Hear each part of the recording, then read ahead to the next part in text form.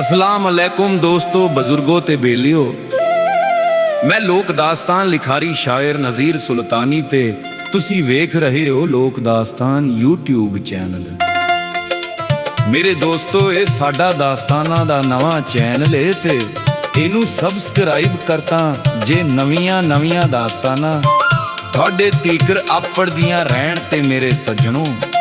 लोक दास्ताना दा बादशाह सादिक पट्टी बाग मोड़ वाला तुहाडे लई नवियां दास्ताना पेश करदा रहिंदा है। अज जिहड़ी दास्तान पेश कीती जा रही है, एदा नाम है राजा भोज बादशाह।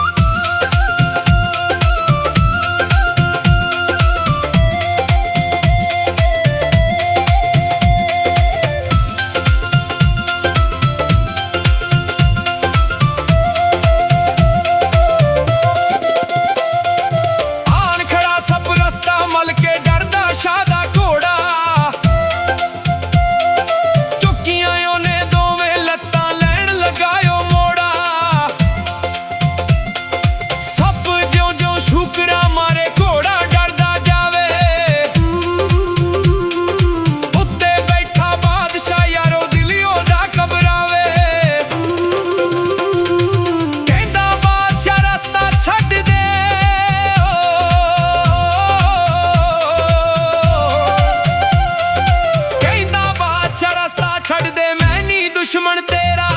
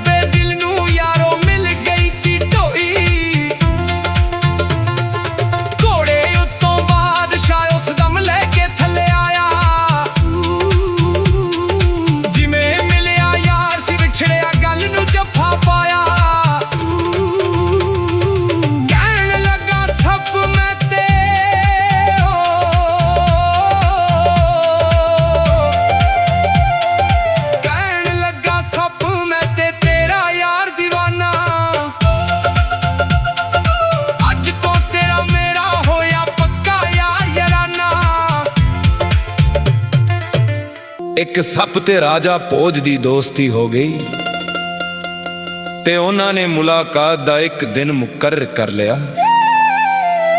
ओ हर 8 दिनां बाद मिलन लग पे। सप ने राजे नू पक्की कीती, वही साडे इस याराने दा किसे अगे जिक्र ना करी। राजे ने राज दिल विच रखिया। इस याराने दा सिर्फ नागन नू ते जान मलका नू पता सी। एक दिन सप कहन लग्या, मैं भी तेरी तरह अपने कबीले दा सरदार आ। मैं कुछ दिनां लई अपने कबीले जा रहा वां।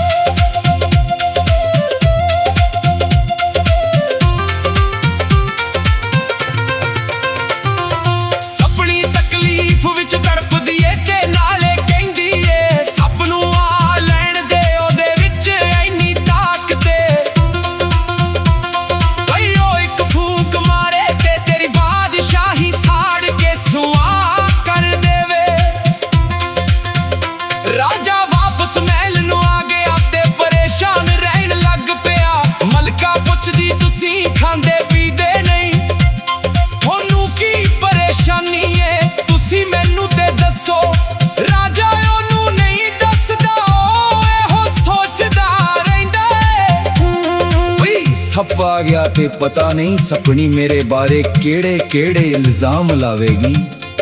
ਕਿਤੇ ਸੱਪ ਗੁੱਸੇ ਵਿੱਚ ਆ ਕੇ ਮੇਰੀ ਬਾਦਸ਼ਾਹੀ ਨਾ ਸਾੜ ਦੇਵੇ। ਇੱਧਰ ਸੱਪ ਵੀ ਵਾਪਸ ਆ ਗਿਆ ਤੇ ਸਪਣੀ ਉਹਨੂੰ ਆਪਣੀ ਪੂੰਛ ਵਿਖਾਈ। ਤੇ ਨਾਲੇ ਕਹਿੰਦੀ ਏ ਜਿਹਨੂੰ ਮੇਰੀ ਰਾਖੀ ਛੱਡ ਕੇ ਗਿਆ ਸੈ, ਜਿਹਨੂੰ ਆਪਣਾ ਭਰਾ ਕਹਿੰਦਾ ਏ, ਕਦੀ ਇਨਸਾਨ ਵੀ ਸੱਪਾਂ ਦੇ ਯਾਰ ਬਣੇ ਨੇ। ਉਹਨੇ ਮੈਨੂੰ ਕੱਲੀ ਵੇਖ ਕੇ ਮਾਰਨ ਦੀ ਕੋਸ਼ਿਸ਼ ਕੀਤੀ ਏ, ਮੈਂ ਭੱਜ ਕੇ ਘਰ ਵਿੱਚ ਨਾ ਵੜਦੀ ਤੇ ਉਹਨੇ ਮੈਨੂੰ ਮਾਰ ਦੇਣਾ ਸੀ। ਆ ਵੇਖ ਮੇਰੀ ਪੂੰਛ ਤੇ ਉਹਦੀ ਤਲਵਾਰ ਦਾ ਨਿਸ਼ਾਨ ਲੱਗਿਆ ਏ। ਉਹ ਜਾਂਦਾ ਜਾਂਦਾ ਕਹਿ ਗਿਆ ਸੀ ਕਿ ਅੱਜ ਮੈਂ ਤੈਨੂੰ ਮਾਰ ਦਿਆਂਗਾ, ਤੇ ਕੱਲ ਸੱਪ ਆਵੇਗਾ ਤੇ ਮੈਂ ਉਹਨੂੰ ਵੀ ਮਾਰ ਦਿਆਂਗਾ। ਸੱਪ ਉਹਦੀਆਂ ਗੱਲਾਂ ਸੁਣ ਕੇ ਗੁੱਸੇ ਵਿੱਚ ਆ ਗਿਆ ਤੇ ਰਾਜੇ ਦੇ ਮਹਿਲ ਵੱਲ ਚਲਾ ਗਿਆ। ਮਹਿਲ ਵਿੱਚ ਜਾ ਕੇ ਬਾਦਸ਼ਾਹ ਦੇ ਪਲੰਗ ਥੱਲੇ ਲੁਕ ਗਿਆ।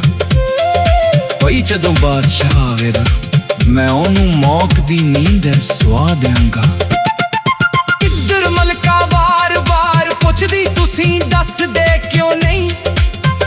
ਬਾਦਸ਼ਾਹ ਤੇ ਮਲਕਾ ਜਦੋਂ ਅੰਦਰ ਦਾਖਲ ਹੋਏ ਤੇ ਆ ਕੇ ਪਲੰਗ ਤੇ ਬਹਿ ਗਏ। ਬਾਦਸ਼ਾਹ ਨੇ ਮਲਕਾ ਨੂੰ ਸਾਰਾ ਵਾਕਿਆ ਸੁਣਾਇਆ।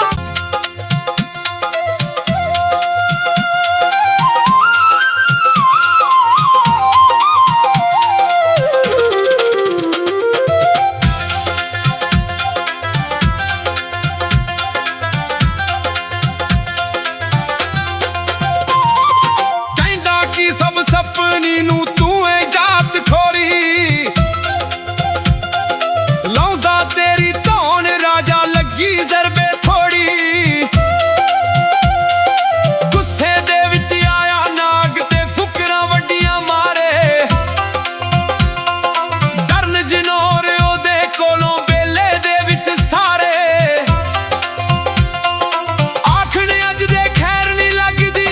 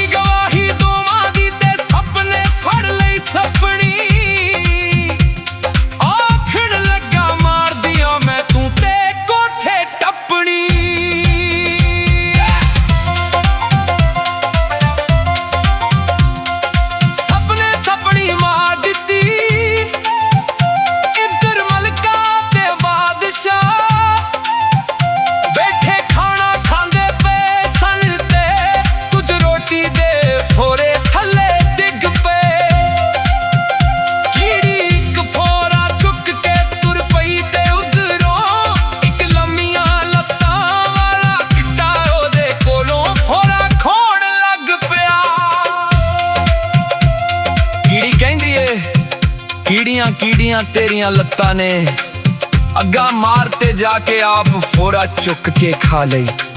ਮੇਰੇ ਗਰੀਬਣੀ ਕੋਲੋਂ ਕੰਨ ਖੋਣਾ ਪਿਆ ਏ। ਇਹ ਗੱਲ ਬਾਦਸ਼ਾਹ ਨੇ ਸੁਣ ਲਈ ਤੇ ਬਾਦਸ਼ਾਹ ਦਾ ਹਾਸਾ ਨਿਕਲ ਗਿਆ। ਮਲਕਾ ਕਹਿਣ ਲੱਗੀ ਤੁਸੀਂ ਹੱਸੇ ਕਿਉਂ? ਬਾਦਸ਼ਾਹ ਨੂੰ ਸੱਪ ਨੇ ਆਖਿਆ ਸੀ ਪਈ, ਜੇ ਤੂੰ ਲਾਜ਼ ਖੋਲੇਂਗਾ ਤੇ ਮੈਂ ਤੇਰੀ ਬਾਦਸ਼ਾਹੀ ਸਾੜ ਕੇ ਸੁਆਹ ਕਰ ਦਿਆਂਗਾ। ਬਾਦਸ਼ਾਹ ਕਹਿਣ ਲੱਗਾ ਕੁਝ ਨਹੀਂ, ਬਸ ਉਂਝ ਹੀ ਹਾਸਾ ਆ ਗਿਆ। ਮਲਕਾ ਬਸਤ ਹੋ ਗਈ, ਉਹ ਕੀ ਕਹਿੰਦੀ ਏ, ਸਾਦਿਕ ਪੱਟੀ ਪੇਸ਼ ਕਰਦਾ ਏ।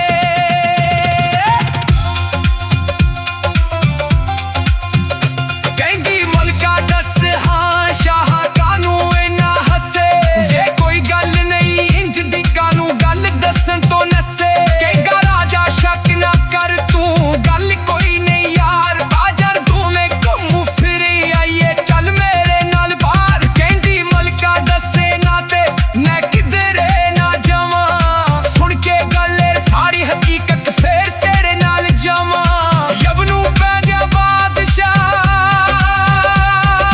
ਯਬ ਨੂੰ ਪੈ ਗਿਆ ਬਾਦਸ਼ਾਹ, ਉੱਥੇ ਪਈ ਮੁਸੀਬਤ ਭਾਰੀ। ਦੱਸਾਂਗਾ ਜੇ ਮਲਕਾ ਤਾਈ ਰਹਿੰਦੀ ਨਹੀਂ ਯਾਰੀ, ਦੱਸਾਂਗਾ ਜੇ ਮਲਕਾ ਤਾਈ ਰਹਿੰਦੀ ਨਹੀਂ ਯਾਰੀ।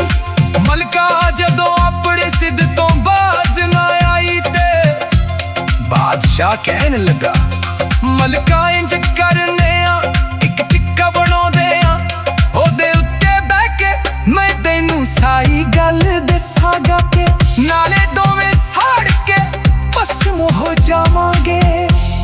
ਉਹਨੇ ਇਹ ਗੱਲ ਇਸ ਤੋਂ ਆਖੀ ਪਈ, ਸੱਪ ਦੀ ਫੂਕ ਨਾਲ ਮਰਨ ਤੋਂ ਬਿਹਤਰ ਏ ਇੰਜ ਸਾੜ ਕੇ ਮਰ ਜਾਈਏ। ਪਰੇਸ਼ਾਨ ਹਾਲ ਬਾਦਸ਼ਾਹ ਬਾਹਰ ਨਿਕਲ ਜਾਂਦਾ ਏ, ਤੇ ਅੱਗੇ ਬੱਕਰੀਆਂ ਦਾ ਇੱਕ ਇੱਜੜ ਤੁਰਿਆ ਜਾਂਦਾ ਪਿਆ ਸੀ। ਇੱਜੜ ਵਿੱਚੋਂ ਇੱਕ ਬੱਕਰਾ ਇੱਕ ਬੱਕਰੀ ਨੂੰ ਕਹਿੰਦਾ ਏ, ਸਵਾਣੀਏ ਮੇਰੀ ਗੱਲ ਤੇ ਸੁਣ। ਬੱਕਰੀ ਕਹਿੰਦੀ ਏ ਤੈਨੂੰ ਸ਼ਰਮ ਨਹੀਂ ਆਉਂਦੀ, ਇੱਜੜ ਵਿੱਚ ਹੀ ਇੰਜ ਦੀਆਂ ਗੱਲਾਂ ਪਿਆ ਕਰਨਾ ਏ। ਅੱਛਾ ਚਲੋ ਤੇਰੀ ਗੱਲ ਮੈਂ ਮੰਨੀਆਂ, ਪਰ ਮੇਰੀ ਇੱਕ ਸ਼ਰਤ ਮੰਨ। ਆਖੇ ਉਹ ਕਿਹੜੀ? ਉਹਨੇ ਆਖਿਆ ਕਿੱਕਰ ਦੇ ਉੱਤੇ ਚੋਟੀ ਤੇ ਫਲੀਆਂ ਲੱਗੀਆਂ ਨੇ, ਜੇ ਤੂੰ ਲਾ ਕੇ ਮੈਨੂੰ ਦੇ ਦੇਵੇਂ ਤੇ ਮੈਂ ਤੇਰੀ ਗੱਲ ਮੰਨ ਲਵਾਂਗੀ।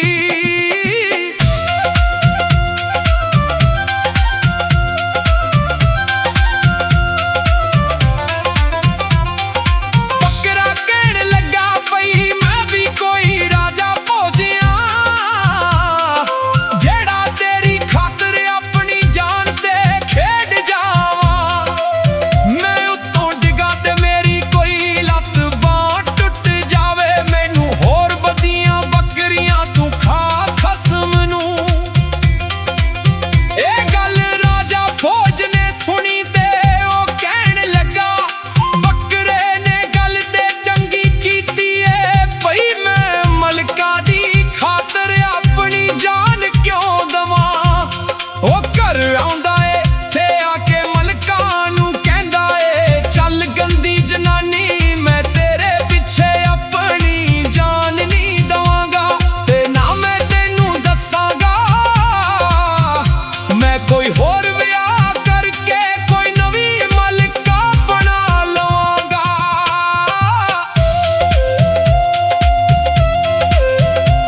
ਉਹ ਮਲਕਾ ਕਹਿਣ ਲੱਗੀ ਮੂੰਹ ਤੇ ਬੜਾ ਏ ਨਵਾਵੇਂ